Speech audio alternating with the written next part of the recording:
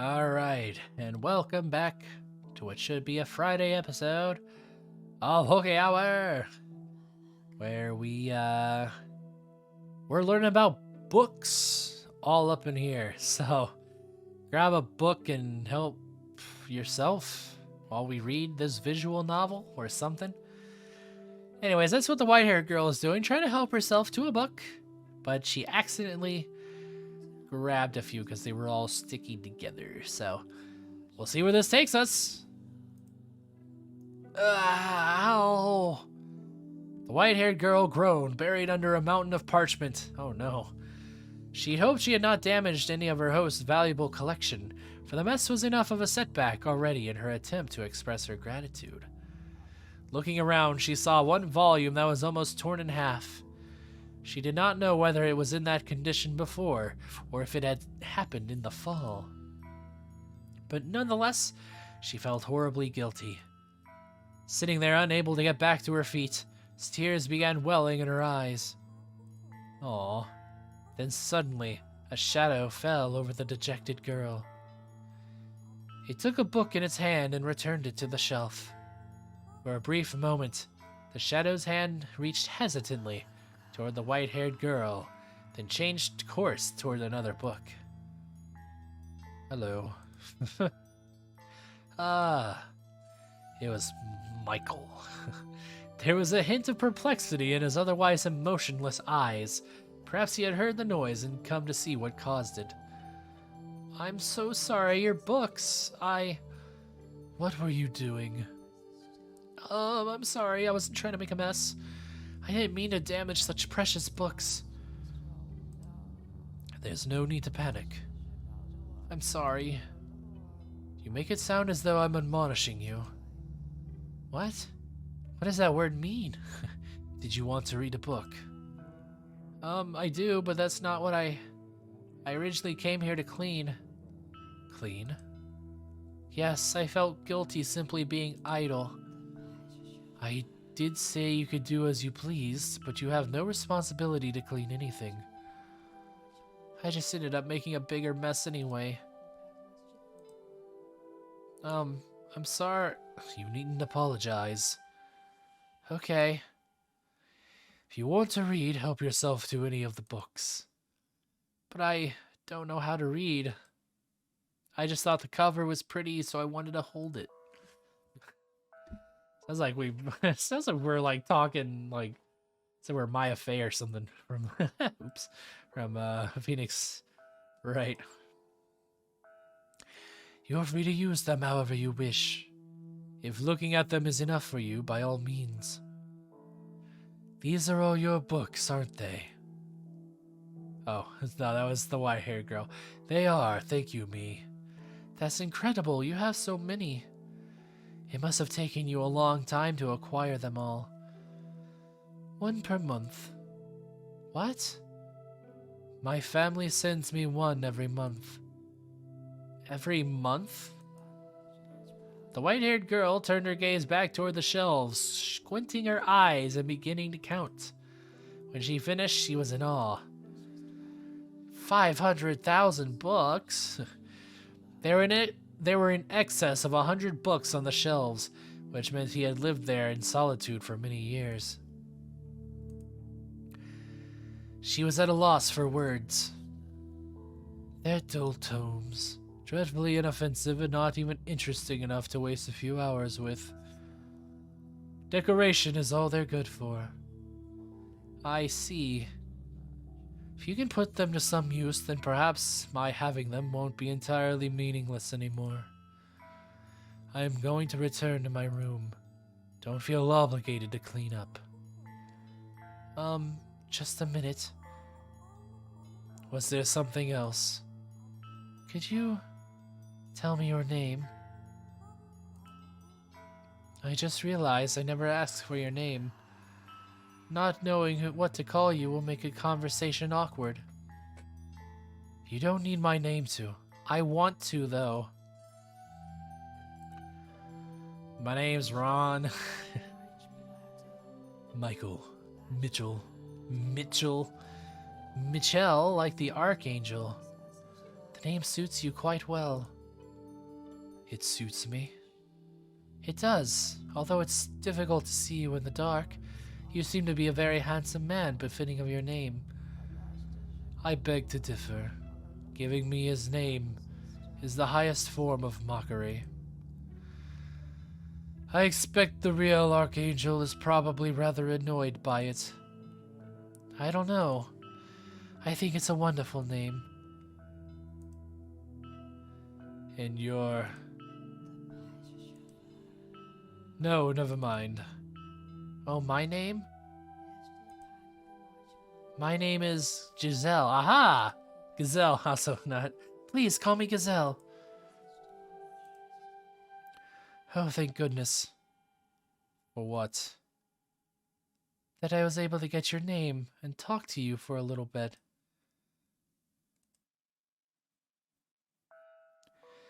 We haven't seen much of each other since I first arrived, so I'm glad that I got to hear your voice. So very glad. You gain nothing by speaking to me. You have no responsibility to do so, and there is no need for you to feel joy about it. I'm not pleased out of some sense of responsibility or necessity. It's just depressing not being able to have a conversation with someone living in the same house. You do not understand me at all.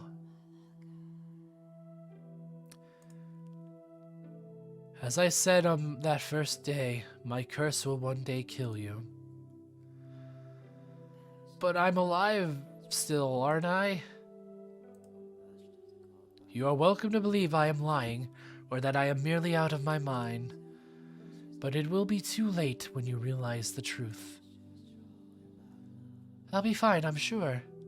Even if I do die because of your curse, I promise I won't hold a grudge. Could you possibly be keeping away from me out of concern? No, I simply have no interest in interacting with anyone. I would like to interact with you, if you don't mind, that is.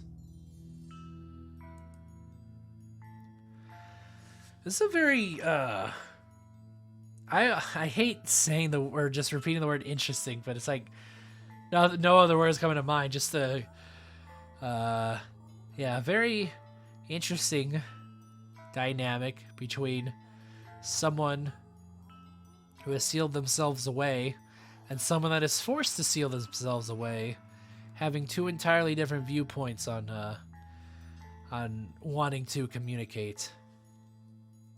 Just thought I would point that out.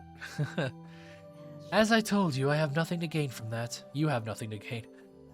I have nothing, not even words to give you. My body is but a shell, even if I were not cursed. My presence would do naught but cause you discomfort. I do not think that's true. I don't believe that there's anyone in this world with absolutely nothing. There's plenty inside you. You simply haven't noticed yet. And not all of it will only cause others pain either. If you truly believe those words, then you are a foolhardy girl. How can you trust someone you only just met? For that matter, how do you not resent everyone?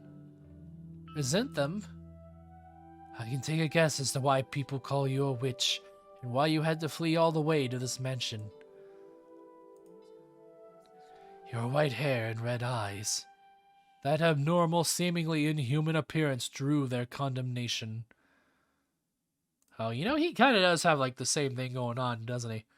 The white hair and red eyes. And I can think of any number of reasons they might have started treating you less than human. Perhaps people around you experienced misfortune, or perhaps there was a natural disaster, a famine, a plague, some kind of external phenomenon, and you were their scapegoat. Yes, you are by and large correct. That would make me as unworthy of your trust as anyone else. I make no claim to having your interests in mind. Goodbye. If you don't mind, could you teach me how to read sometime? Did you listen to anything I said? Huh. That face is like, Damn it. Listen to me. I listened, yes. I have no intention of idolizing you. I don't expect you to do anything for me. I don't wish to burden you in any way. I simply wish to be allowed to be at your side. It does not matter to me what kind of person you may be. That is all I want. I apologize for keeping you. Please consider it, if it's not too much trouble. As the master of the house, Mitchell made his way out of the library. Wait, that's an interesting... Hold on, you say the master of the house?